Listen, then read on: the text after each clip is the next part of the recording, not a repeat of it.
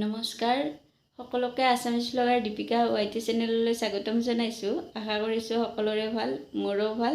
আজি ধনতিৰছ বুলি এয়া আনিছোঁ ঝাৰু, কিয়নো ঝাৰুটাৰে চুজ কৰিলোঁ। আমি সকলোৱে তিৰোতায়ে প্ৰথমতে বিচনাৰ পৰা উঠিয়ে ফাৰ্ষ্ট আমি ঝাৰুটাৰ বা বাৰ্ণি পাতে হাতত লওঁ, ঘৰ ঝাৰু দিওঁ বা চোতাল ঝাৰু দিওঁ। সেইবাবে মই এখেতক ঝাৰুডাল আনিবলৈ দিছিলোঁ। মই কৈছোঁ ধনতিৰছ বুলি ঝাৰু এডালে আনিব ঘৰলৈ, সেইবাবে এখেতে ঝাৰুডালে দি পঠাইছে। আৰু এতিয়া গধূলি মই ধনতিৰছ বুলি চাকি কেইখনমান জ্বলাই দিম। আৰু ক'ত জ্বলাই দিম আহকচোন।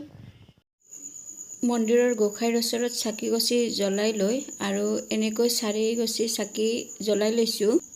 এই গছি তুলসী মাৰ শ্ৰীচৰণত আৰু এই দুগছি দুৱাৰ মুখত, আৰু এই গছি এনেকৈ পাকঘৰত জ্বলাই দিছোঁ। উঠি হৈ আহিছোঁ মোৰ ৰুমলৈ। এটা ঊণৰ ফ্ৰক লগাইছোঁ, সেইটো মই দেখুৱাইছোঁ। এইটো এতিয়া 4 ভাগত ডিভাইড কৰিম। এটা চাইড থাকিব ফ্ৰণ্ট চাইড, আৰু এটা চাইড থাকিব বেক চাইড, আৰু হাত থাকিব দুখন। এয়া এনেকৈ ইয়াতে হাত আৰু এইখিনিত হাত।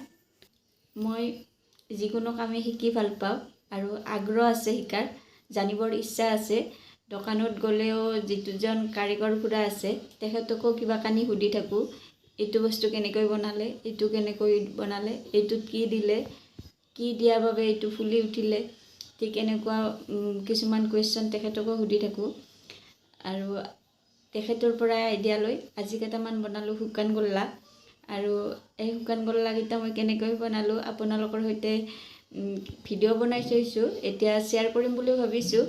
আৰু আপোনালোকে ভিডিঅ'টো চাই লাইক এটা কৰিব বুলি আশা ৰাখিছোঁ। আৰু আশা ৰাখিছোঁ সকলোকে ৰেচিপিটো ভাল লাগিব, আৰু যদি ভাল লাগে শ্বেয়াৰ কৰি দিব আৰু কমেণ্ট এটা মাৰিব। তেনেহ'লে আহকচোন ৰেচিপিটো আৰম্ভ কৰোঁ। শুকান গোল্লা বনাবলৈ এয়া মই আধা কেজি পনীৰ লৈছোঁ,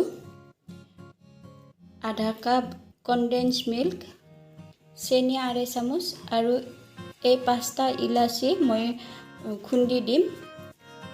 এইখিনি শুকান নাৰিকল, আৰু এইখিনি পাউডাৰ গাখীৰ।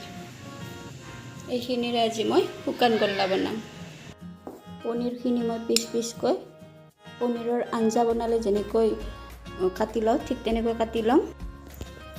এয়া গোটেইখিনি পনীৰ কাটি লোৱা হ'ল। এতিয়া মই মিক্সিৰ জাৰটোত গ্ৰাইণ্ড কৰি ল'ম।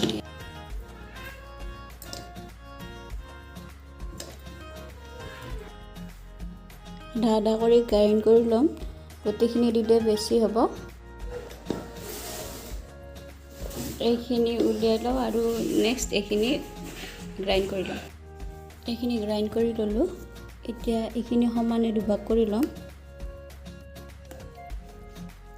এক ভাগ থ'ম,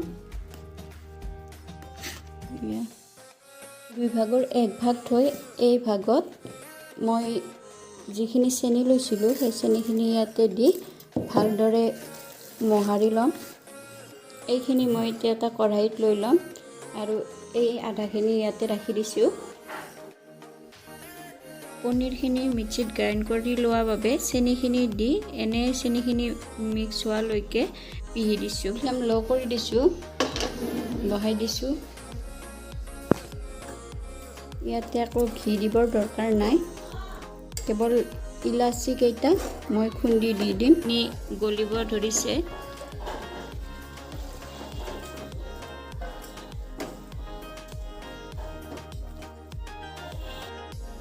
চেনিখিনিৰ পানীটো মৰি যোৱাৰ পিছত মই যিখিনি কনডেন্স মিল্ক লৈছিলোঁ সেই কনডেন্স মিল্কখিনি দি দিম।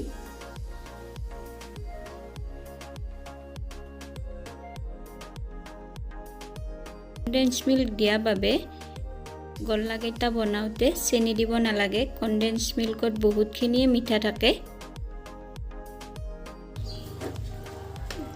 লাৰি দিম, গেছৰ ফ্লেম ল'ই থাকিব।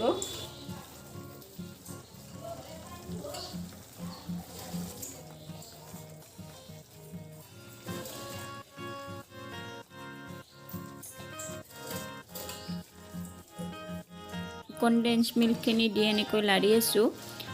অলপ অলপ গোট মাৰিবলৈ ধৰিছে। যেহেতুকে গল্লাকেইটাত মই চেনি নিদিওঁ, চেনি ব্যৱহাৰ নকৰোঁ, সেইবাবে পাউডাৰ গাখীৰ দি দিছোঁ আৰু অকণমান লাৰি দিছোঁ। ইলাচিকেইটা মই পাতাত পিহি লৈ দি দিছোঁ। ইলাচি দিলে মিঠাইৰ টেষ্টটো ধুনীয়া হয় আৰু চেণ্টটোও ভাল লাগে ইলাচিৰ। ইয়াতকৈ বেছি নাভাজোঁ। এইখিনি সময়তে মই গেছটো অফ কৰি দি অলপ সময় লাৰি থাকিম। গেছ অফ কৰি দি এনেকৈ 2 মিনিট সময় মই লাৰি দিলোঁ।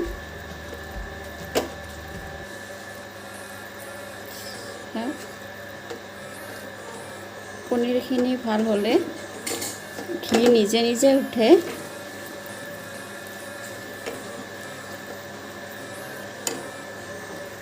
এতিয়া এই পনীৰখিনিৰ লগত ভাজি লোৱা পনীৰখিনিও একেলগে লগ কৰি দিম।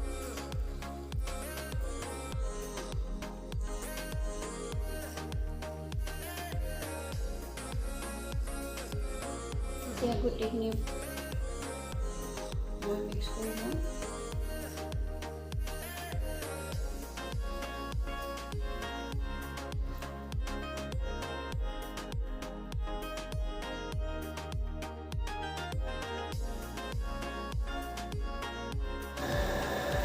এনেকুৱা হৈছে, অকণমান ঢিলা হৈ আছে। মই অকণমান সময় ফ্ৰিজত থৈ দিম ড্ৰাই হ'বৰ কাৰণে।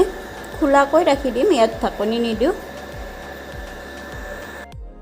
40-45 মিনিট হৈছে ফ্ৰিজত থোৱাৰ। এতিয়া উলিয়াই আনিছোঁ। এয়া চাওক, ড্ৰাই হৈছে। এইখিনি এতিয়া মই আটাৰ লাড়ু যেনেকৈ বনাই ঠিক তেনেকৈ, দোকানত ডাঙৰ টেবুল আছে সেইবাবে অকণমান বহলাই দি চুৰিৰে সমান সমান টুকুৰাকৈ কাটি লৈ, মই তেনেকৈ নহয়, মই হাতেৰে আটাৰ লাড়ুৰ নিচিনাকৈ লাড়ু বনাই ল'ম। চুৰিৰে কাটিলে একে সমান হয় আৰু দীঘলকৈ লাড়ুটো বনাই লয়। মোৰ তেনেকুৱা সুবিধা নাই ইয়াত, সেইবাবে আটাৰ লাড়ুৰ নিচিনাকৈ এনেকৈ হাতেৰে বনাই ল'ম সমান সমান জোখত।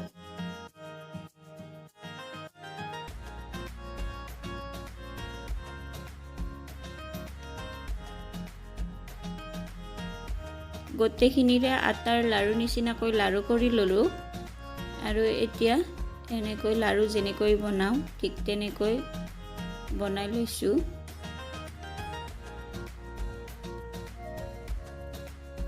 এয়া চাওক, আৰু এইখিনি লৈছোঁ পাউডাৰ মিল্ক আধা কাপ। লাড়ুটো বনাই লৈ এনেকৈ পাউডাৰ মিল্কৰ ওপৰত ঘূৰাই লৈছোঁ যাতে চাৰিওপিনে লাগে, আৰু কাষতে নাৰিকলৰ প্লেটখনত অকণমান লগাই দিছোঁ দেখাত ধুনীয়া হ'বৰ বাবে। গোটেইকেইটাই মই এনেকৈ বনাই ল'ম।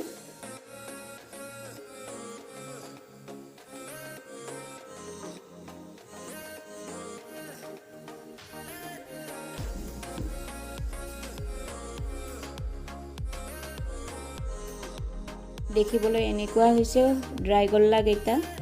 এটা কাটি দেখুৱাইছোঁ। আজিলৈ ইমানে। ধন্যবাদ।